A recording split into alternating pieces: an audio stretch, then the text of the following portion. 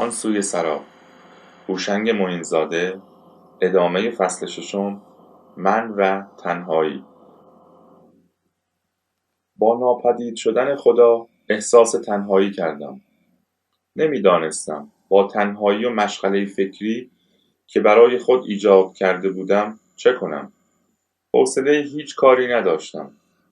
از آن به بعد روزهایم با پوچی و بی‌هدفی سپری میشد و تنها چیزی که مدام با من بود تشویش و نگرانی بود. بیشتر از همه تنهایی آزارم میداد و تنهایی را هم فقط در از دست دادن دوستی خدا و ندیدن او میدانستم. در کشاکش این اضطراب‌های درونی گاه طنین صداهای نامفهوم و گنگی را از دورترین نقاط اعماق وجودم میشنیدم، همچون آهنگ‌های گمشده و سرگردانی که می‌کوشند تا به گوش کسی پیامی برسانند، ولی در زمان و مکان‌های ناشناخته و نامتناهی گم می‌شوند و به گوش کسی نمی‌رسند. بعد از رفتن خدا من این صداهای نامفهوم را بارها و بارها می‌شنیدم و اگر درست‌تر بگویم احساس می‌کردم نگران بودم. نگران این که مبادا این اضطراب‌های درونی را نتوانم تحمل کنم، تا اینکه بالاخره صداهای نامفهوم آهسته آهسته روشن شدند و من سرانجام صدا را و صاحب صدا را شناختم. باز هم خدا بود. او بود که با شگفتی ولی با دلسوزی می‌پرسید: چرا این گونه پریشان شده ای؟ مگر اتفاقی افتاده است؟ برای چه نگرانی؟ چرا با آگاهی از قضایا به جای شادمان بودن غمگین و غصه‌دار شده ای؟ چرا به جای اینکه با درک واقعیت هستی بیشتر به زندگی دل ببندی و آیین شادی پیشه کنی، خانه دلت را غمخانه کرده و ماتم گرفته ای؟ بس است. برخیز و کار را که مصمم به انجامش بودی به پایان برسان. پیامت را به گوش همگان برسان. تشنگان حقیقت را با آگاهی‌های خود سیراب کن. گفتم این کار را می کنم، اما به یک شرط. پرسید به کدام شرط؟ گفتم به شرطی که به من بگویی آن کیست. پرسید کیست؟ گفتم آن که قبل از تو وجود داشته، آن که همه امکانات لازم را برای حیات یافتن تو فراهم کرده، آن که خالق عالمی است که تو در گوشه‌ای از آن حیات یافته ای، مسبب اصلی آفریننده واقعی زمان و مکان، هستی و نیستی، ماده و انرژی و زندگی و مرگ، شادی و غم، خوشی و اندوه. کیست؟ چیست؟ کجاست؟ گفت آه از دست تو. نمیدانم چرا دست از سر موضوعاتی که نه به درد امروز تو میخورد و نه به درد فردای تو بر نمیداری. تو به دنبال آن بودی که بدانی خالقت کیست. آن را دیدی و شناختی و درک کردی. چرا به دنبال چیزی که میگردی که بودن و نبودنش ربطی به تو ندارد و دردی از دردهای کنونی تو را درمان نمی کند؟ اکنون تو به حقایقی پی برده‌ای که روزگاران دراز آرزوی خود تو و بسیاری از انسانها بوده است. آنچه شنیدی و دیدی و فهمیدی همان حقایقی است که تو و هم نوعان تو به آن نیاز دارید.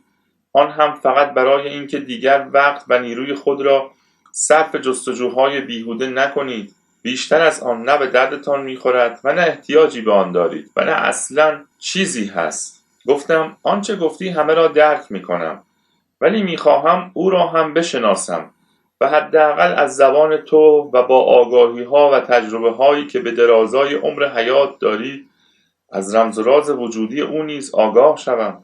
گفت آن را هم خدا بدان، ولی نه آن خدایی که به من و تو مربوط باشد، نه آن خدایی که انسانها به پرستش او مشغولند، نه آن خدایی که ادیان میگویند و پیغمبران مدعی رسالت از طرف او هستند. آن خدا خدایی است که نه من را میشناسد، نه تو را و نه سایر موجودات را. آن خدا خدایی است که مقامش بالاتر از آن است که با امثال ما کاری داشته باشد. او فقط با خود است و در خود، در حالی که در همه جا هست، در هیچ جا نیست. ضمن اینکه هیچ چیز نیست، همه چیز است. او زمان است، مکان است، قضاست، قدر است، حادثه است، اتفاق است و طبیعت. او خدایی است که من خدا که خالق حیات هستم به نوعی و به طور غیر مستقیم از مخلوقات عالم خلقت او محسوب می شوم، در حالی که من خودم خالق خودم هستم و در خلقت من او کوچکترین نقش و دخالتی نداشته است. حتی نمیدانست و شاید بعد از گذشت میلیاردها سال هم هنوز هم نداند که در گوشه از عالم لایتناهی او ما حیات یافته ایم و در زمین بی جان و بی حیات عالم لایتناهی او حیات را پایه‌گذاری کردم. ضمن اینکه این خدا اصولا نیازی به دانایی ندارد. دانایی نیازی است که برای بقای موجود زنده مطرح است و جهان بزرگ و اتم کوچک بی نیاز از دانایی هستند. او همه چیز است و همیشه هم هست. چطور و چرا هیچ کس نمی‌داند. خود او هم نمی‌داند که هست و به قولی خداست. او آن خدایی است که حتی خودش نمی‌تواند به خود بیندیشد و ما نیز نمی‌توانیم به او بیندیشیم.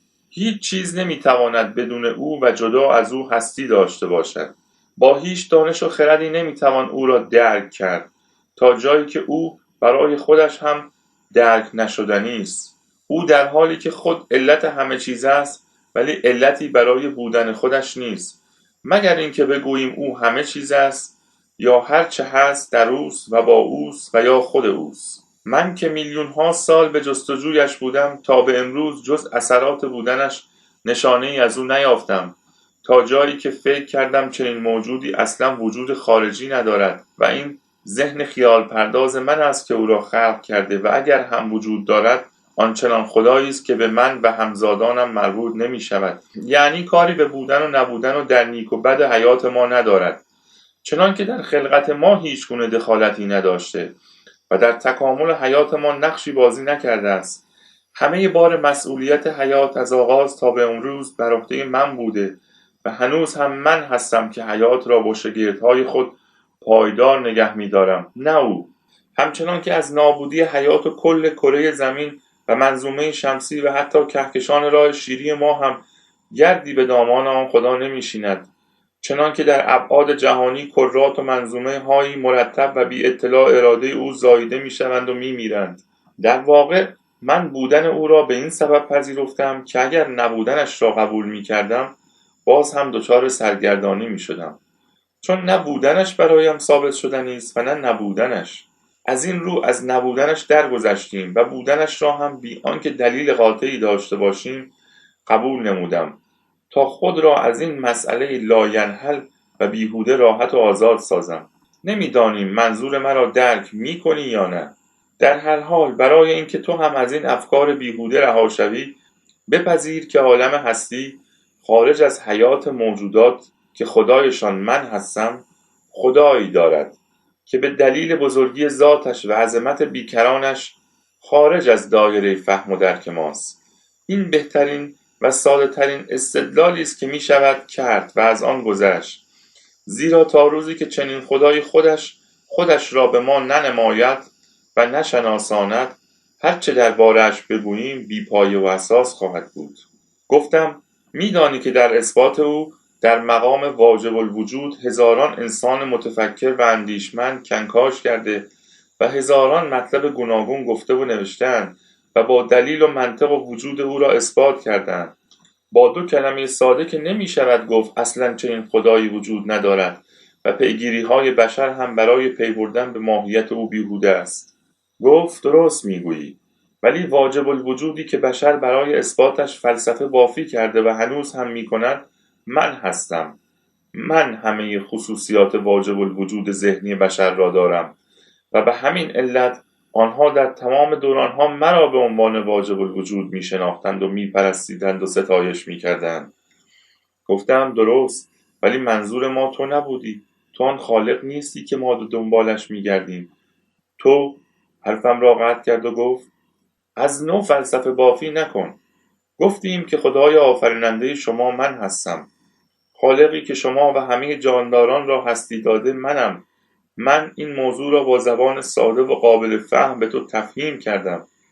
خدایی که تو حرفش را میزنی اصلا نه میداند من و تویی وجود داریم، نه میداند که مسکن و مأوای ما کجاست و نه میداند کی و چطور و برای چه و به سبب کدام حادثه‌ای به وجود آمده ایم، در حالی که من میدانم چطور و کی و چرا حیات پیدا کردم و دیگر جانداران را چگونه حیات بخشیدم. من همان خدایی هستم که شما انسانها به درگاهم به سجده میافتید و شب و روز به من متوسل میشوید. نگاه کن، در تصور کسانی که مسلمان هستند من مصداق آن سوره معروفی هستم که میگوید قل هو الله احد الله الصمد لم یلد ولم یولد ولم یکن له کفوا احد.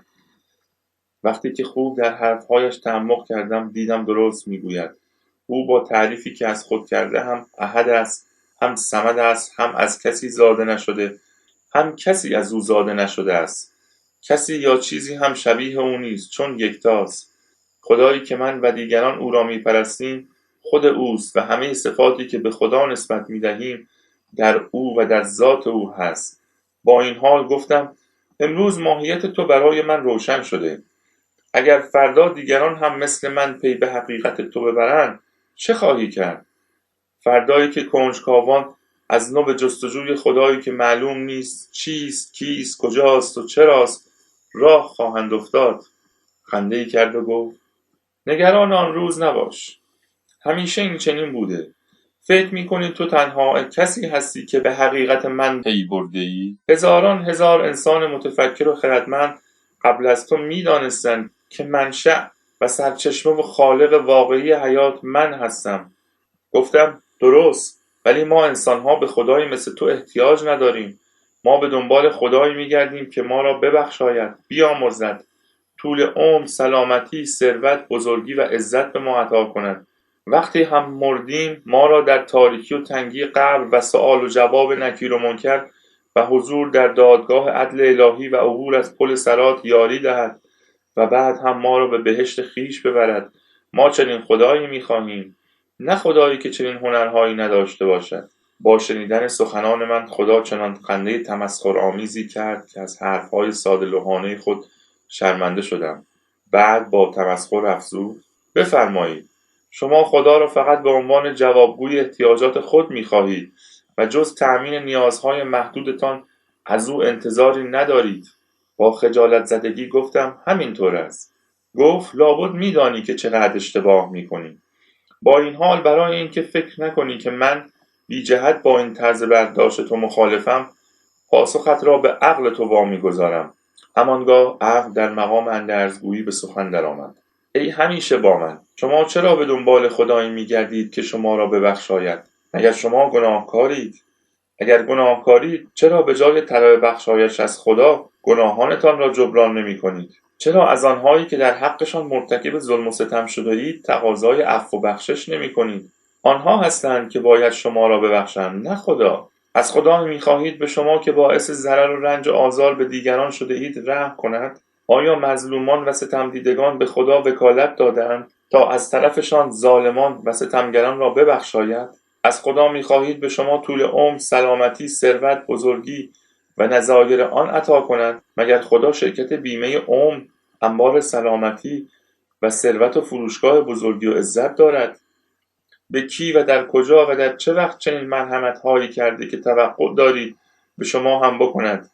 مگر نمی‌دانید که طول عمر به سلامتی و سلامتی هم به رعایت بهداشت و زندگی متعادل و پرهیز از زیاده روی در خوردن و نوشیدن و دوری گزیدن از کارهای مضر است؟ هزاران هزار انسان در این مسائل مطالعه و تحقیق و تجربه کرده و یافته‌های خود را در دسترس نیازمندان قرار دادند. چرا به جای اینکه به نتیجه زحمات دانشمندان خود متکی باشید دست نیاز به جانب کسی دراز می‌کنید که سلامتی و ناخوشی، طول عمر و کوتاهی آن، ثروت و عزت و فقر و ذلت شما برایش علی السویه است؟ مگر نمی‌دانید که این خدا حتی به پیغمبران نیز طول عمر و سلامتی و ثروت و مکنت اعطا نکرده است و حتی به پیغمبران مصیبت دیده و شکنجه شده نیز نتوانست یا نخواست رحم و کمک و کرمی بکند؟ از خدا می‌خواهید که شما را به تاریکی و تنگی قبر دچار نکند؟ اولا وقتی شما مردید قبرتان چه تاریک باشد چه روشن، چه تنگ باشد چه گشاد، چه فرقی به حالتان می‌کند؟ بعد از مردن شما احساسی ندارید، چیزی درک نمی‌کنید و لذا برایتان فرقی نمی‌کند که در اطرافتان چه می‌گذرد. تاریکی و روشنی، سردی و گرمی، گشادی و تنگی اموری هستند مربوط به زندگان. اگر هدف روشنی و گشادی قبر است نیازی به خدا نیست. به بستگانتان بگویید در قبرتان چراغ روشن کنند و محوطه آن را هم به هر اندازه که دوست دارید گشاد بگیرند. مثل فراعنه مصر برایتان در زیر زمین قصر و بارگاه بسازند و دم و دستگاه بچینند. برای این کارهای بیهوده و بی‌ثمر چرا منت خدا را می‌کشید؟ از خدا می‌خواهید که شب اول قبل نکیر و منکر شما را عذاب ندهند؟ اولا همه کسانی که می‌میرند به خاک سپرده نمی‌شوند تا نکیر و منکر الزاماً به سراغشان بیاید. شاید در دریا غرق و خوراک ماهیان شدید، یا در بیابان مردید و گوشتتان نصیب درندگان شد، و یا در آتش سوزی سوخته و خاکستر گشتید. وقتی که نمی‌دانید چگونه خواهید مرد، چرا از پیش تقاضای بیجا می‌کنید؟ ثانیاً نکیر و منکر که دو فرشته بیشتر نیستند، چطور ممکن است در یک شب به قبر همه انسان‌هایی که مرده‌اند بروند؟ در هر روز هزارها آدم می‌میرند. این دو فرشته بیچاره در یک شب چگونه می‌توانند به سراغ این همه مرده بروند؟ ثالثاً این دو فرشته برای چه منظوری به دیدن مرده‌ها می‌روند؟ برای سوال و جواب؟ و آن سوال و جواب چیست؟ خدایت کیست؟ پیغمبرت کیست؟ دینت کدام است؟ امامت چه کسانی است؟ مگر خدا دانا نیست؟ اگر هست یقینا می‌داند که این میت بی زبان در زمان حیاتش از چه قماش آدمی بوده است. آیا خدا و پیغمبر و امامانش را می‌شناخت یا نه؟ پس طرح چنین سوال و جواب بیهوده و بیجا چه ضرورتی دارد؟ از این گذشته مگر وقت دیگری برای خدا نیست به جز شب اول قبل که باید دو فرشته جبار و قهارش را به سراغ مرده‌های بدبخت بفرستد؟ خدایی که در تمام عمر این انسان مفلوک و درمانده سراغی از او نگرفته، چطور می شود که بعد از مردنش تند و تیز به یاد او بیفتد و نکیر و منکرش را به سراغ او بفرستد؟ تازه مگر قرار نیست که مردگان در روز قیامت به پا خیزند، به دادگاه عدل الهی بروند، از پل صراط بگذرند تا پاداش بهشت یا کیفر جهنم بگیرند؟ پس سؤال و جواب نکیر و منکر دیگر چه صیغه‌ای است و برای چیست؟ مگر کارهای آخرت خدا هم مثل دنیای خاکیش حساب و کتاب ندارد؟ از خدا می‌خواهید که شما را به دادگاه عدل الهی نکشاند و گناه و ثوابتان را به ترازوی عدل ننهد و از پل معروف صراط عبور ندهد، ولی دوست دارید که حتما شما را به بهشت ببرد. در جواب این خواسته واهی و بی‌منطق شما باید گفت: ای آدم‌های ساده‌لوح، اگر مطمئن هستید که بهشتی هست، اگر علاقه دارید که حتما به آنجا بروید و از حور و غلمان و سایر مائده‌های آن بهره‌مند شوید، باید بدانید که رفتن به بهشت از مسیر نکیر و منکر، دادگاه عدل الهی، ترازوی عدالت و پل صراط می‌گذرد. شما ناگزیرید که از این خوان‌های چهارگانه عبور کنید تا به بهشت موعود برسید. حال یا نباید هوس بهشت بکنید و یا باید از این خوان‌های اجباری عبور کنید. تازه باید توجه کنید که به دلایل معتدد ممکن است در یکی از این خوان‌ها کارتان خراب شود و کمیت بهشت رفتنتان بلنگد. به همین سادگی‌ها نیست که هر آدم بی‌تمیز این خوان‌ها را مثل رستم دستان طی کند و به بهشت برسد، در حالی که برای رفتن به دوزخ هیچ شرط و شروطی لازم نیست. هر کسی می‌تواند بدون اذن دخول وارد دوزخ شود. این تنور یا کوره آدمسوزی پروردگار عزوجل برای پذیرایی همه آدم‌ها آماده است و خوشبختانه آنقدر وسیع و جادار است که جای هیچ گونه تشویش و نگرانی و دلواپسی نیست. برای اطلاع مشتاقان باید بگویم که برای رفتن به درون این کوره آدمسوزی نیازی به منت کشیدن و مجیز گفتن کارگزاران آخرت نیست. علاقه‌مندان می‌توانند در شب اول قبل به نکیر و منکر پاسخ درست و حسابی ندهند و به آنها بی‌اعتنایی کنند و حتی دستشان بیاندازند که البته لازمه این کار تحمل چند گرز خواهد بود و بس. در دادگاه عدل الهی هم هرچه دوست دارند می‌توانند بگویند، چون برخلاف شب اول قبل اعضای دادگاه آن هم در حضور تماشاگران نمی‌توانند کسی را شکنجه و آزار کنند. با ترازوی عدالت البته کاری نمی‌شود کرد، چون کارش فقط وزن کردن است و با احساسات سر و کار ندارد، مگر اینکه از قبل با فرشته مسئول ترازو زد و بند کرده باشید. اما در مورد پل صراط خود دانید، میگویند مورچه هم جرأت عبور از روی آن را ندارد، چه برسد به آدم. خلاصه این که میبینید که برای رفتن به بهشت کلی مکافات باید کشید که اگر جمع بندی کنید به زحمتش نمیارزد، در حالی که رفتن به دوزخ بسیار ساده و آسان و بی‌دردسر است. حال با این توضیحات فکر میکنم بهتر است مشتاقان بهشت کمی فکر کنند و مسئله را سبک و سنگین نمایند، چون واقعا همتی می‌خواهد که کسی در طول عمر خود دست از پا خطا نکرده و یا حقی را ناحق ننموده و گرد ظلم و ستم نگردیده باشد تا اهل بهشت شمرده شود. مهمتر از همه این که اگر کسی به هوس بهشت رفتن پا به این جاده پرپیش و خم گذاشت و خان اول نکیر و منکر، خان دوم دادگاه عدل الهی، خان سوم ترازوی عدالت و خان چهارم پل صراط را در پیش گرفت، باید بداند که دوزخ و مالک نسناس آن و مارهای غاشیه و افعیهای هزار سر و عقرب و عنکبوت بدقافیه و درخت زقوم با میوه‌های آنچنانی و عمله و اکره تازیانه به دست کوره آدمسوزی الهی نیز بی‌صبرانه منتظر تازه واردین گناهکار دقیقه شماری می‌کنند تا با شکنجه دادن آنها دلی از عزا درآورند. عقل بعد از این اتمام حجت نفس راحتی کشید و گفت: به من مربوط نیست. هر کسی میتواند خودش تصمیم بگیرد. مختار از هوس بهشت کند یا نکند.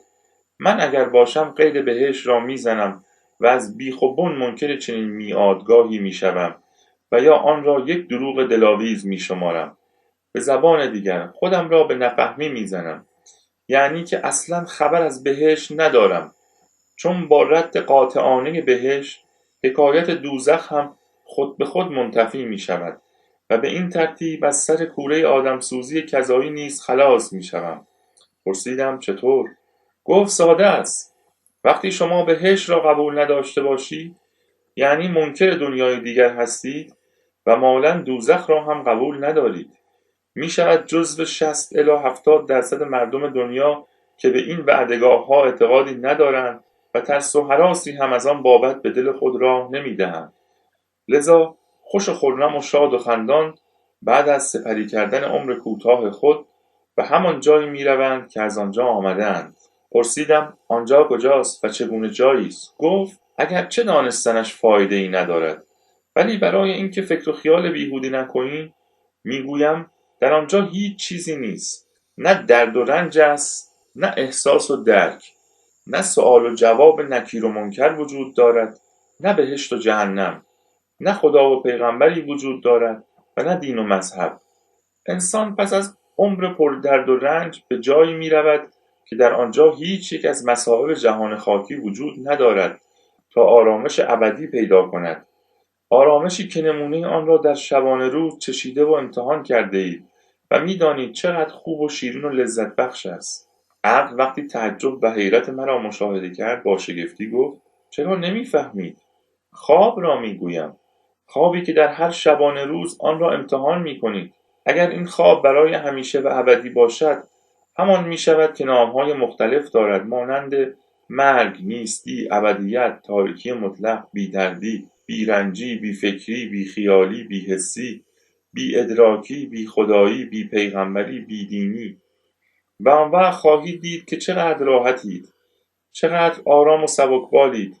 در آن خواب فقط شما هستید و آرامش و دیگر هیچ. یک لحظه به یاد بیاورید آن حالتی را که پس از ساعتها کار مدام و پرزحمت خسته و کوفته سر بر خواب می‌گذارید. چگونه یک خواب راحت به تن و جانتان آرامش می‌بخشد و چگونه از همه چیز و همه کس و همه جا بریده می‌شوید و به آنجایی می‌روید که جز آرامش چیزی با شما نیست. حال تصور کنید که با مردن شما به خواب ابدی فرو بروید، خوابی که دیگر نه در آن رویاهای پریشان می‌بینید تا غمگین شوید و نه بیداری صبح را دارید که نگران مشکلات روزانه خود باشید. گفتم منظورت این است که به دیار نیستی فرو می‌رویم و تمام می‌شویم؟ گفت آری، وقتی شما مردید از حالت فعلی بیرون می‌روید و دیگر هم با حالت کنونی هرگز به زندگی باز نمی‌گردید. گفتم ولی او گفت که ما نمی‌میریم، یادت هست؟ گفت بلی، ولی شما معنی مردن را درست نفهمیدید. مردن به این معنا نیست که همه چیز از بین برود و از وجود شما چیزی باقی نماند. منظور او این بود که شما به هیکل و هیئت و ماهیت و خصوصیات کنونی دیگر نخواهید بود، ولی نگفته بود که همه وجود شما نیست و نابود می شود. باید بدانید همه آن چیزهایی که در مجموع باعث ایجاد وجود شما شده‌اند، فردای مردنتان در قالب‌های دیگر در اندامهای دیگر به حیاتشان ادامه خواهند داد. البته بی شما و بدون هیئت و هیکل و ماهیت و احساس و درک و اندیشه امروزی شما. آن روز شما به میلیون‌ها موجود نو تبدیل می‌شوید، موجوداتی که بیخبر از حکایات حیات کنونی شما به زندگی خود ادامه خواهند داد و به قالب‌های دیگر خواهند رفت تا سهم و نقش خود را در پایدار نگه داشتن حیات ایفا کنند. در چه قالبی نمی‌دانم، ولی می‌دانم که به هر قالبی که بروند راضی خواهند بود و بی کمترین نگرانی از آینده زندگیشان را ادامه خواهند داد. این است سرنوشت شما. این است سرنوشت همه آنهایی که از خدا هستند و از آغاز با او بودند و همیشه هم با او خواهند بود، اگرچه خود را از او جدا پندارند. یادتان باشد اگر غصه و دلتنگی جدا شدن از نزدیکان و دوستان و بستگان و علایق دیگر نباشد، خود مسئله مردن چیز بد یا حادثه مهمی نیست. ضمن اینکه از یک قالب به قالب دیگر رفتن توأم با درد و رنج و زحمت و مشقت هم نیست. مثل سفر کردن، جابجا شدن و نوگشتن است. به این موضوع نه به صورت علمی اما به شکلی فلسفی و دینی قدما هم توجه کرده بودند. مسئله آکل و مأکول و نیز تناسخ که پیش از این به آن اشاره شد. وقتی که موجودی عمر طبیعی یک قالب را طی کرد و پیری و خستگی و دردهای ناشی از گذران عمر وجودش را فرا گرفت، بهترین داروی دردهای او مردن است. یعنی لباس مملو از درد و رنج و محنت را از تن کندن و از آن رها شدن است. نمیدانم آنانی را که به سنین بسیار سال خردگی رسیدند اوضاع آنها را دیده اید یا نه؟ دیده اید که چطور اکثرشان ساکت و آرام هستند، چطور به هیچ چیز توجه ندارند و هیچ انگیزه آنان را بر نمی انگیزاند و مدام در عالم خودشان فرو رفتند، گویی منتظرند که بروند، انگار در انتظار وسیله‌ای هستند که آنها را با خود ببرد و یا چشم به راه کاروانی هستند که برسد و با آن سفر کنند. اگر به حالات آنها توجه کنید می‌بینید که تمام ذرات وجودشان خسته و کوفته و بیحال است. رمقی در وجودشان باقی نمانده است. آنها چاره‌ای ندارند جز اینکه بمیرند و از پوسته درد و رنج و خستگی جدا شده و از نو متولد شوند. ذرات وجود آنها کلی یا جزئی در انتظار مردن و تولد دیگر هستند. آنها برای رفتن به قالب‌های نو لحظه شماری می‌کنند، بی آنکه قالب کنونی آنها از این موضوع خبر داشته باشد. وقتی که آدم‌های مسن می‌میرند، اگر به سیمایشان نگاه کنید، رضایت توأم با آرامش را در سیمای آنها می‌بینید. گویی از اینکه از قالب کهنه خود جدا شده‌اند، شاد و خوشحالند. یعنی مردن را با آغوش باز و با مسرت خاطر پذیرفتند. آری، همان اندازه که زاده شدن شیرین و لذت بخش است، مردن هم شیرین و دلچسب است. خواستم بپرسم که در مورد مردن‌های غیر طبیعی و مرگ‌های فاجعه آمیز چه میگویی؟ اما عقل پیش جوابی کرد و گفت این مسائل همان گونه که میگویی غیر طبیعی و طبعاً استثنایی اند و ربطی به صحبت اصولی و کلی ما ندارند. عقل سکوت کرد. خدا هم دیگر حرفی نمیزد. پس از لحظاتی برای آخرین بار خطاب به خدا که یقین داشتم دیگر او را نخواهم دید گفتم قصه من و تو به پایان رسیده است مگر نه؟ خدا گفت آری، ولی یادت باشد که دوران خوشی با هم داشتیم. از دیدار و گفتگو با هم لذت بردیم. اگرچه گاهی هم از حرفهای نسنجیده و غیر منطقیت عصبانی می شدم. امروز آنچه برای من اهمیت دارد این است که با تو و امثال تو چه باید کرد. من از نخستین لحظاتی که تو در لباس انسانیت حیات می‌یافتی با تو بودم، بی آنکه تو حضور مرا احساس کنی. تو تا به آن حد از این موضوع غافل بودی که نمی‌دانستی آنکه تو را به وجود آورده و هستی داده بخشی از وجود خود توست، در خود توست. او مثل توست، مثل همه است، مثل پرندگان است، مثل خزندگان است، مثل نباتات است و مثل همه انسان هاست. اوست که باعث بانی هستی و حیات است. اوست که همه جا و همه وقت در همه موجودات زنده است. او از تو جدا نیست، همچنان که هیچ وقت هم از تو جدا نبوده و تا زمانی هم که حیات داری با تو خواهد ماند. یادت باشد که بعد از این دوباره شال و کلاه نکنی و از نو به دنبال خدا نیفتی. وقتت را با جستجوی بیهوده درباره من تلف نکن. تو آن اندازه‌ای که لازم بود به مسائل هستی پی بردی. همین حقایق را اگر کسانی که داستان تو را خواهند شنید بپذیرند، خیلی هنر کرده ای. با آخرین سخنان خدا باز هم به سکوت پناه بردم، ولی در درونم غوغایی برپا بود، چون تازه متوجه شده بودم که ما نباید آنچه را که به طور طبیعی در زندگیمان می‌گذرد به پای خدا بگذاریم و چنین تصور کنیم که او همه چیز را از قبل برایمان برنامه‌ریزی کرده است. در واقع همه سعی و تلاش خدا آن بوده است که این مطلب بسیار ساده و روشن را به نحوی معقول و علمی به من بفهماند و بقبولاند. اولین بار که خدا را دیدم بی آنکه کسی او را به من بشناساند شناختمش و دانستم که خداست، و وقتی هم با او دوست شدم باز هم او برای من خدا بود و همیشه هم خدا خواهد ماند. بگذریم از اینکه بعدها فهمیدم او آن خدایی که در زمان درازی باورش داشتم نبوده است، چرا که من هم مثل همه مردم از خدا فقط تصوری مبهم، منقول و نامعقول داشتم. اگرچه او را خالق و قادر و دانا می شناختم، اما چگونه بودنش را نمی دانستم. بگذریم از این که اگر خدا را همانطوری که هست و من شمه‌ای از چگونگی او را از زبان خود او و عقل و درک و فهمم به قلم کشیدم به ما معرفی می کردند، یقیناً به خدای ادیان اعتقاد پیدا نمی کردیم و به خالق و عالم و قادر و غیره بودنش ایمان نمی آوردیم. در نتیجه کسی را هم به نام رسول و پیغمبر او نمی پذیرفتیم و مالند به دنبال ادیان و مذاهبش نیز نمی رفتیم. بشر چون خدا را نمی شناسد و از واقعیت او بی اطلاع است، بنا به درک و فهم خود چیزی یا کسی را به اسم خدا در ذهنش تصور می کند و یا مانند پیغمبران او را برای دیگران توصیف می نماید. به عبارت دیگر تصور انسانها این است که موجودی به نام خدا وجود دارد که ازلی و ابدی است. او از کسی زاده نشده و کسی نیز از او زاده نشده است. یکتاست و کسی یا چیزی شبیه او نیست و شریک و یار و یاور هم ندارد. او خالق مطلق عالم هستی است، در این حال عالم هم هست، قادر است، حکیم است، رحیم است، کریم است، بصیر است، قهار است و مکار است و صدها صفت دیگر. این موجود یعنی خدا جسم نیست، چون اگر جسم باشد نیاز به مکان پیدا می کند تا در آنجا قرار بگیرد.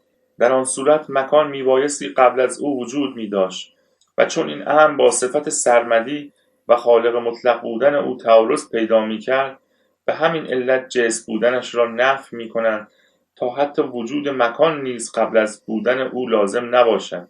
ضمن اینکه اگر جسم باشد نمیتواند همیشه در همه جا حضور داشته باشد، مگر اینکه دائم در حرکت باشد که آن هم مغایر با صفاتی است که به او نسبت میدهند. میماند یک احتمال دیگر و آن این که بگوییم خود مکان خداست که قاعدتاً ازلی‌تر از خداست، چون باید مکانی باشد تا خدا و یا هر چیز دیگر بتواند در آن مکان باشد. نمیتوان بودن خدا را بدون مشخص کردن مکان بودنش پذیرفت. به قولی خدا قبل از عمل آفرینش کجا بوده است؟ اگر او خالق مطلق است، قبل از خلقت که هیچ چیز وجود نداشته و مکان را هم خلق نکرده بود، خود او در کجا بوده است؟ اگر مکان نبود، خدا در بی‌مکانی چگونه میتوانست وجود داشته باشد؟ مسئله دیگر عنصر زمان است که اهمیتش به مراتب بیشتر از مکان است. زمان روزگارانی آفریننده اهورامزدا و اهریمن شمرده میشد و زربانیان او را ایزد بیکران میشناختند. اهمیت زمان از گذشته‌های دور، یعنی قبل از اینکه در مورد خدا گفتگویی مطرح باشد، مورد بحث بوده است. راستی هم چنین میباید باشد، چون هر چیزی که از آن نام میبریم زمانی بود که نبود و زمانی آمد که بود شد، یعنی هستی یافت. به عبارت دیگر هر چیزی یک زمانی نبود، در حالی که خود زمان همیشه و قبل از هر چیزی بوده است.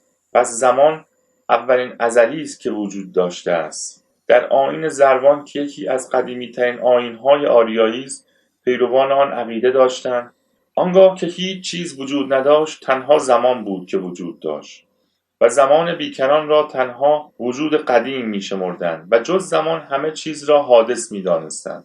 مصدر کائنات و هستی بخش هر چیزی را زمان می‌شمردند. در همین آیین مکان را تجسم و عینیت زمان به حساب می‌آوردند. یعنی مکان و کیهان را حاصل جسمیت یافتن و صورت پذیرفتن زمان قلمداد می‌کردند. به نظر زروانیان هیچ چیز نمی‌تواند بدون زمان یا جدا از زمان هستی داشته باشد. بنابراین روشن می‌شود که دو چیز یا دو عنصر و یا دو اصل قبل از خدا وجود داشتند. به عبارت دیگر قدیمی‌تر از خدا هستند. اگر گفته شود نه خدا همیشه بوده است، می‌پرسند دلیل بودنش چیست؟ جواب می‌دهند خلقت او. می‌گویند ولی زمانی بود که خدا هنوز دست به کار خلقت نزده بود. حتی زمانی بود که خودش را هم خلق نکرده بود. زمانی آمد که او نخست خود را خلق کرد و سپس عالم را آفرید، در حالی که زمان قبل از این دو خلقت وجود داشت. از طرف دیگر نمی شود گفت خدا بود و کاری نمی کرد و تنها اثر وجودی خود یعنی خلقت را انجام نمی داد. زیرا تصور این که خدا بوده باشد و کاری انجام نداده باشد حتی عمل خلقت را دور از عقل و منطق می نماید. بودن خدا بدون عمل خلقت به معنی عدم او یعنی نبود دلیل وجودی اوست. بودن بدون دلیل و بدون اثر خارجی خدا در حقیقت بیان دیگری از همان نبودن اوست. تازه خود این مسئله هم جای بحث دارد که خدا بعد از آفریدن خود تا زمانی که عالم را خلق کرد چه می کرده؟ کجا بوده؟ برای چه بوده؟ بودن و هیچ کار نکردن را هیچ عقل و منطقی نمیپذیرد. اگر بپذیریم که خدا با آفریدن خود بلافاصله عالم را نیز آفریده است، آنگاه به ازلی بودن عالم نیز باید معتقد باشیم که خود مشکل دیگری ایجاد می‌کند. بنابراین شاید اصلح این باشد که بگوییم زمانی بود که هیچ چیز نبود، زمانی آمد که خدا خود را آفرید، زمانی هم رسید که خدا عالم را خلق کرد، که در سه حالت روشن است که زمان همچنان بوده و ازلی‌تر از خدا بوده است. اما در مورد خدا و داستان وجودی او و خلقتش هم باید به نکاتی اشاره کرد. میگویند او از ازل بوده و تا ابد هم خواهد بود. پس نخست باید پذیرفت که خدا خودش را آفریده است. کسی پدر و مادر او نبوده و کسی هم او را خلق نکرده است. یعنی وقتی که هیچ چیز وجود نداشت، از درون هیچ موجودی به عظمت و قدرت و توانایی خدا آفریده شده است. به زبان دیگر از هیچ چیزی ایجاد شده که همه چیز است. دوم اینکه همین موجود خلق شده از هیچ عالم را خلق کرده است. به این ترتیب ناچار با دو فرضیه روبرو خواهیم شد.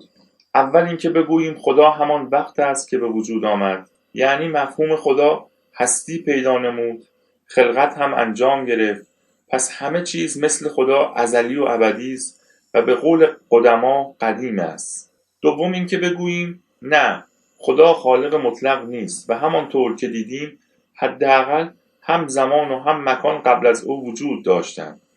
البته میتوان گفت که خدا و زمان و مکان با هم ایجاد شدند و هر سه ازلی و ابدی هستند که ظاهرا این فرض معقولتر است. منتها در آن حالت به داستان یکتایی او خدشه وارد می شود و مجبوریم به جای یک خدای واحد مفهوم قل هو الله احد به سه عنصر ازلی و ابدی معتقد باشیم. فراموش نشود که اگر میان این سه عنصر تقدم و تأخر را جستجو کنیم، مجبوریم به این شکل بپذیریم: زمان، مکان، خدا. ممکن است به این برداشت یا فلسفه ایراد گرفته شود که از این سه عنصر دو عنصر زمان و مکان نمیتوانند ماهیت خلقت داشته باشند. ظاهراً نکته بسیار معقولی است. فقط یک ایراد بر این برداشت وارد است و آن این که اگر زمان و مکان که در بودن و ازلی بودنشان شکی نمیتوان داشت قادر به خلقت و ایجاد کردن نباشند، عنصر سوم که ضرورت وجودش به اندازه زمان و مکان قابل پذیرش نیست چگونه میتواند خالق و ایجاد کننده باشد؟ از میان سه عنصر زمان، مکان و خدا، آنکه بودن و نبودنش همیشه مورد شک و تردید بوده خداست. چرا؟ برای اینکه ما در گهواره زمان و در دامان مکان بودن خود را با 1001 دلیل میتوانیم اثبات کنیم، در حالی که در مورد بودن عنصر سوم خدا و اینکه همه امور خلقت را بر عهده داشته باشد کمترین دلیلی نداریم. مهمتر از همه اینکه امروزه علم ثابت کرده که حداقل منشأ حیات از عناصر مکان در بستر زمان سرچشمه گرفته، نه از چیز دیگر. آنچه از این گفتار مختصر حاصل می شود این است که ما تاکنون هیچ گونه دلیل مشخص و منطقی در مورد چگونگی وجود خدا نداریم. آنچه در مورد او گفته شده صرفاً داستان سرایی و خیال پردازی و فلسفه بافی بوده است و بس. زیرا در آغاز شکلگیری جوامع بشری بدون وجود موجودی به نام خدا یا خدایان یا هر قدرت مافوق دیگری که ناظر بر اعمال و کردار انسانها باشد، اداره امور اجتماعات پراکنده و بی‌نظم آنها مشکل بود. به این سبب بزرگان و افراد خردمند جوامع با ساختن خدایان گوناگون سعی کردند تا بدان وسیله و بهانه حضور خدا با مشکلات موجود مقابله کنند. به این دلیل است که می‌بینیم این خدایان به مرور زمان و با پیشرفت فهم و شعور دانش بشری هر روز معقول‌تر، پذیرفتنی‌تر و انسانی‌تر شدند. سیر تحول این خدایان خود روشنگر این حقیقت است که برخلاف عقیده ادیان همه خدایان ساخته و پرداخته فکر و اندیشه و خیال پردازی‌های انسان بودند.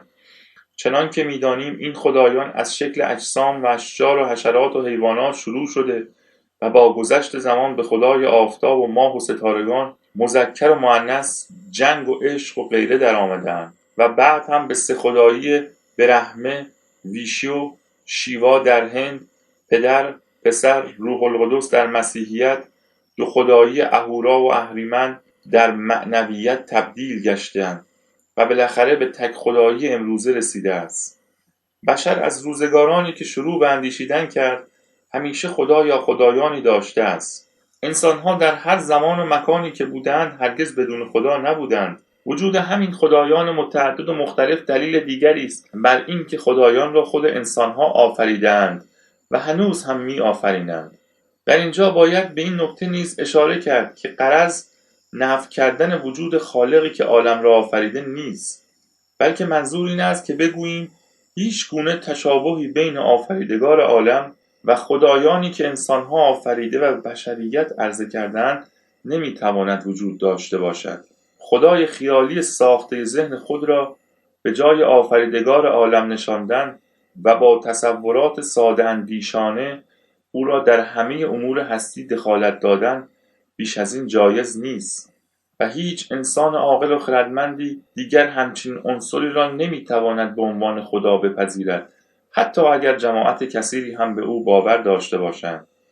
اگر ما خدا را آنچنانچه هست ببینیم یا نمیتوانیم بشناسیم، دلیل نیست که از او چهره‌ای بسازیم که با بزرگی او و عظمت آفرینشش در تناقض باشد. با این توضیحات وقت آن است که بگوییم بشر با دو خدا سر و کار دارد. یک، خدایی که انسانها و به خصوص پیغمبران توصیفش کردند که از ازل تا به ابد کاری ندارد مگر اینکه با خیل فرشتگان و جن و پری خود در بارگاهش نشسته و فقط مواظب زندگی انسانهای زمینی باشد.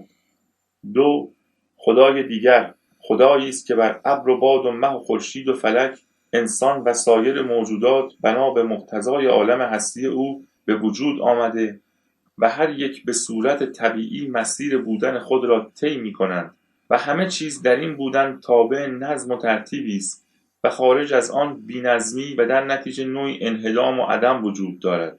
این خدا آن خدایی نیست که در کار من و امثال من دخالت کند و شب و روز کار خداییش را واگذارد و مدام مشغول گوش دادن به عبادات و راز و نیازهای ما باشد و یا دور دنیا بگردد تا مبادا کسی موری را بیازارد و او از آن غافل بماند و آزاردهنده را به جزای اعمال نکوهیده‌اش نرساند و یا میلیاردها فرشته بیکار خلق کند که اعمال و کردار هر یک از انسانها را از روز تولد تا روز مرگ ثبت و ضبط کنند که میلیون‌ها سال بعد در روز موعودی به نام قیامت به اعمال آنها رسیدگی نماید و به مخلوقاتش پاداش و جزا بدهد.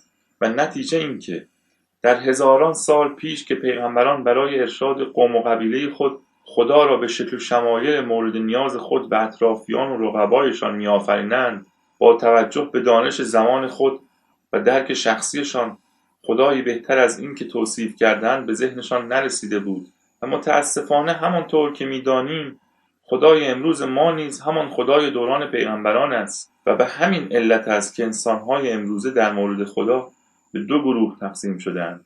گروهی معتقدند خدا همان گونه است که پیغمبران گفتند و نباید در موردش بحث و گفتگو کرد.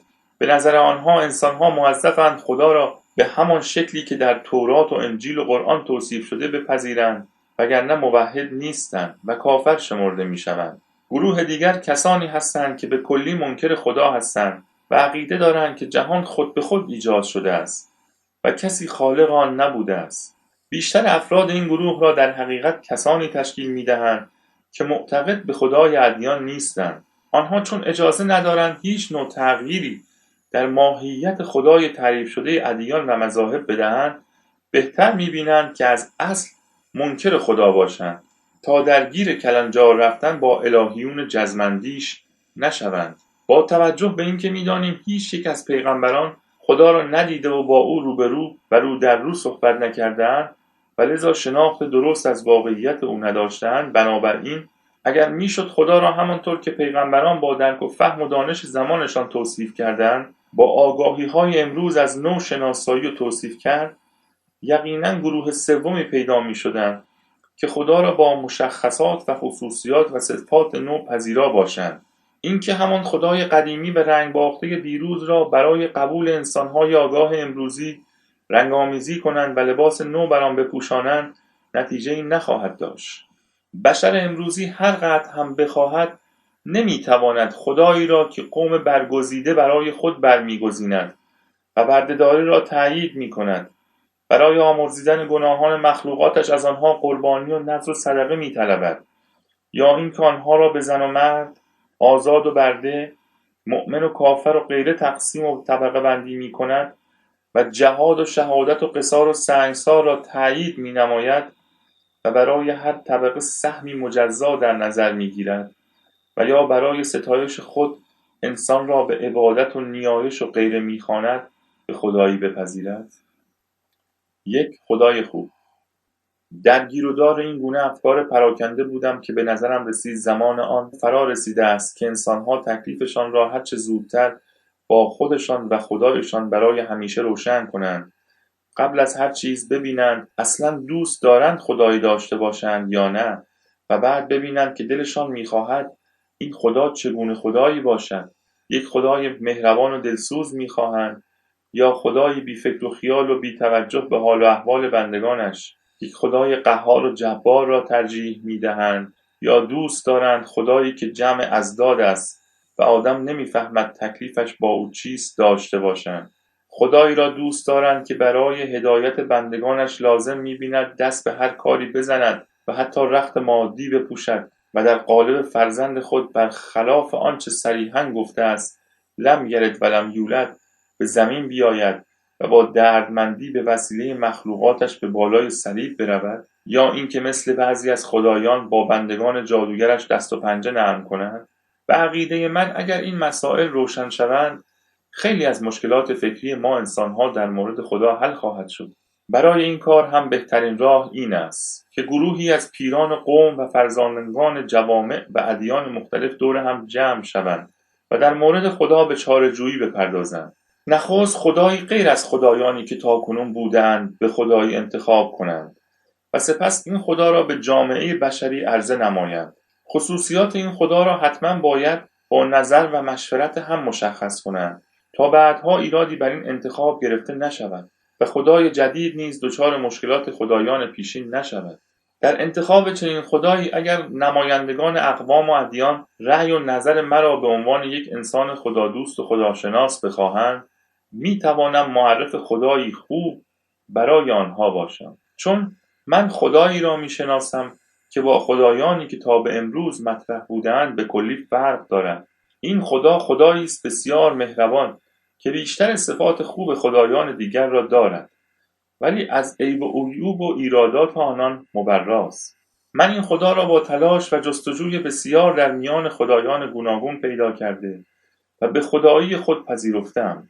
باید اذعان کنم که تنها عیب این خدا این است که برخلاف سایر خدایان خدای فقیری است، یعنی مثل دیگر خدایان دنیاهای متعدد ندارد.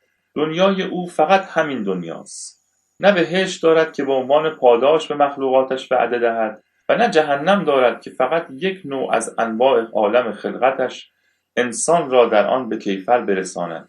فرشته و جن و پری و نکیر و منکر و عزراییل و اسرافیل و میکائیل و جبرئیل و غیره هم ندارد.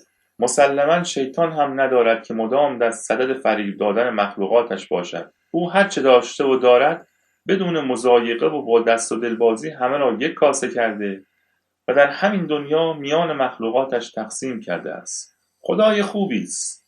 قهر و خشم و غضب نمی کند. قوم نور چشمی و برگزیده هم ندارد و همه مخلوقات خود را به یک چشم نگاه می کند و به یک اندازه دوست می دارد. اسمی برای او انتخاب نکردم.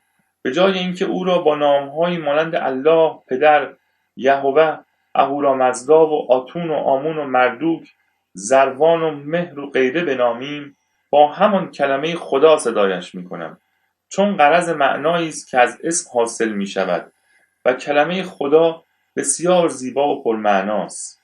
این خدا اگرچه در همه جا و با همه کس هست ولی جا و مکان مشخصی ندارد، یعنی نه خانه دارد، نه شهر دارد و نه مملکت. طبیعتاً متعلق به یک کره هم نیست، چون خدای همه چیز و همه جا و همه موجودات است. اگر به کثرت مخلوقاتش آگاه باشیم، آن وقت است که می‌فهمیم چرا این خدا نمی‌تواند خانه و شهر و دیار داشته باشد. او نیازی به نیایش و عبادت مخلوقاتش ندارد.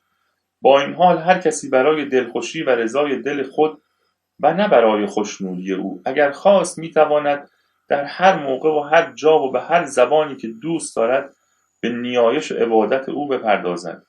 منتها باید بداند این خدا برعکس خدایان دیگر وقت خود را صرف شنیدن و یادداشت کردن و به حساب گذاشتن چنین موضوعاتی نمی کند. بنابراین نباید توقع داشت که مثلا در مقابل عبادت به عبادت کننده چیزی اعطا کند، چرا که او برخلاف سایر خدایان کاسبکار و اهل بدبستان نیست. مطلب بسیار مهمی که باید به یاد داشت این است که این خدا از انجام چند کار سخت بیزار است. از جمله انتخاب و اعزام رسول. میگوید من حرفی ندارم که به انسان و سایر مخلوقاتم بزنم. چیزی هم از آنها نمیخواهم و آنها نیز نیازی به من ندارند. بنابراین لزومی به پیغام دادن و پیغام گرفتن نیست تا مجبور باشیم پیغمبر انتخاب کنم و رسول بفرستم و دچار عواقب ناشی از اعمال و کردار آنها و شریعت مدارانشان بشوم. چون پیغمبر و رسول ندارد، لاجرم دین و مذهب هم ندارد. حکم و دستوری هم صادر نکرده و نمی کند. به این ترتیب متولی و شریعت مدار هم ندارد. این خدا از اول راه و رسم خداییش را روشن کرده تا فردا مشتی آدم بیکاره و طفیلی به عنوان متولیان دین و مذهب او معرکه‌داری نکنند. روشن است که در دستگاه این خدا نماز و روزه و خمس و زکات، حج و جهاد و شهادت و غیره هم خبری نیست. به این ترتیب روز قیامت هم ندارد و مرده ها را هم از نو زنده نمی کند و در نتیجه نکیر و منکر و دادگاه و ترازو و پل صراط و بهشت و جهنم و غیره هم در دستگاه خداییش پیدا نمی شود. حال که با خدای من آشنا شدید و دانستید که با خدایان دیگر چه فرقی دارد، نمیدانم آیا چنین خدایی اصلا به درد کار خدایی میخورد یا نه؟ آیا ممکن است مردمانی که دوست دارند حتما خدایی داشته باشند چنین بابایی را به خدایی میپذیرند یا نه؟ و یا اینکه ترجیح میدهند همان خدایان قدیمی را نگه دارند و دلشان را به وعده و وعیدهای آنها خوش کنند؟ عقل که از صحبتهای طولانی من حوصله‌اش سر رفته بود گفت: بس است. چرا اینقدر پرحرفی میکنی؟ چرا این همه سغرا و کبرا میچینی؟ اگر منظور طعنه زدن به خداست، او رفته و دیگر برایش اهمیت ندارد که تو چه فکر میکنی، چه میگویی و چه میخواهی. او حرفهایش را زد و دیگر حرفی برای گفتن نداشت. رفت تا تو تنها باشی و هر چرا که مصلحت میبینی انجام دهی. این آخرین اراده او بود. در این هنگام عقل نیز اجازه خواست تا به این بحث پایان دهد. من که از رفتن خدا غمگین بودم، از اینکه عقل همنشین هم از گفتگو با من تفره میرفت افسرده‌تر میشدم و با دلتنگی از او خواستم که مرا در این تنگنا تنها نگذارد. گفت: کار دیگری از دستش ساخته نیست. دیر یا زود باید به جایگاه خود برگردد. گفتم حداقل قبل از رفتن تو راهی جلوی پای من بگذار تا دیگر به بیراهه کشیده نشوم. گفت آنچه لازم بود از زبان خدا، یعنی عقل کل، شنیدی. چندین بار با او ملاقات و گفتگو کردی، ولی آنچه باید بدانی و انجام بدهی همه را برایت توضیح داد. چرا حرفهایش را به یاد نمی آوری و بدانها عمل نمی کنی؟ مطمئن باش بهترین راه چاره همان است که به گفته‌های او عمل کنی. ضمناً من هم که همیشه با تو هستم و هر وقت بخواهی میتوانی مرا به مشورت بخواهی. پرسیدم به نظر تو من با این ماجرا و این نوشته ها چه کنم؟ آیا تو هم معتقدی که آنها را منتشر کنم؟ تو هم فکر میکنی که ممکن است با این نوشته ها سودی نصیب انسانها بشود؟ چشم و گوش مردم را باز کند تا دیگر فریب فریبکاران و نیرنگ بازان و دینفروشان را نخورند و زندگیشان به مسیر درستی بیفتد؟ اگرچه من باور نمی کنم که تنها با یک یا چند نوشته هر چند درست و منطقی بتوان حقیقت را به مغز این انسانهای ساده و زود باور فرو کرد. چرا که این انسانها دوست دارند با همان باورهایی که از کودکی در دل و جانشان کاشته شده است زندگی کنند. این موجود دوپا که خود را اشرف مخلوقات فرض می کند، اکثریتشان حوصله پیگیری و جستجوی حقیقت را ندارند، مگر نه اینکه در گذشته‌ها هزاران انسان فرزانه تلاش و جستجوها کرده و حقایق و دریافت‌های خود را در اختیار همگان قرار دادند. چه نتیجه‌ای از این تلاش‌های نافرجام گرفته شد؟ کدام یک از دردهای انسانها درمان گردید؟ کی انسانها از نتایج زحمات دانشمندان و خردمندان جامعه خود بهره بردند؟ عقل معترضانه گفت به نظر من قضاوت غیرمنصفانه‌ای می‌کنی، زیرا برخلاف نظر تو بسیاری از ملت‌ها از افکار و اندیشه‌های متفکران خود استفاده‌ها کرده و می‌کنند. ترقیات و پیشرفت‌هایی که نصیب جوامع متمدن شده محصول بهره برداری از تلاش و کوشش فلاسفه و دانشمندان بوده است. مگر نمی‌بینی در دنیا چه می‌گذرد؟ چرا به یأس و بی‌اعتمادی دچار شده‌ای؟ تو مدت‌ها با خدا رفت و آمد داشتی و درباره بسیاری از مسائل با او گفتگو کرده‌ای. امروز تو به آگاهی‌های زیادی دست یافته‌ای که فقط افراد معدودی از آنها آگاهند. فکرش را بکن. اگر این مسائل بازگو شوند و پرده‌های تاریک و جهل و نادانی از جلوی چشم و عقل انسان‌ها کنار زده شود، چه اثرات مثبتی در طرز فکرشان به وجود خواهد آمد و در بیداری آنها چقدر مؤثر خواهد بود. تو و همفکرانت نگران بی‌ثمر بودن نوشته‌هایتان نباشید. مطمئن باشید که خدای خوب ما بی جهت چیزی را توصیه نمی‌کند. بروید تا دیر نشده حرف‌هایتان را به گوش مردم برسانید و بقیه را بگذارید به عهده زمان. خواهید دید همه چیز رو به راه خواهد شد و شما هم به آرزوهای خود که نجات جامعه بلادیده خود از جهل و خرافات و موهومات است خواهید رسید. مردم در آغاز یک حرکتند. این حرکت یک حرکت فکری و فرهنگی است. لابد می‌دانی که برای به ثمر رسیدن هر حرکت و جنبشی اسباب و ابزارهای متعددی لازم است و کتاب تو یکی از این اسباب و ابزارها می‌تواند باشد. فراموش نکن که اندیشه نابی که تو را به جستجوی خدا واداشت و خدا را به دیدار تو کشاند هم از حوادث استثنایی و هم در نوع خود یکی از زیباترین و نادرترین حوادث عالم بشری بود. ثمرات نیک و اثرات مؤثر آن را خواهی دید.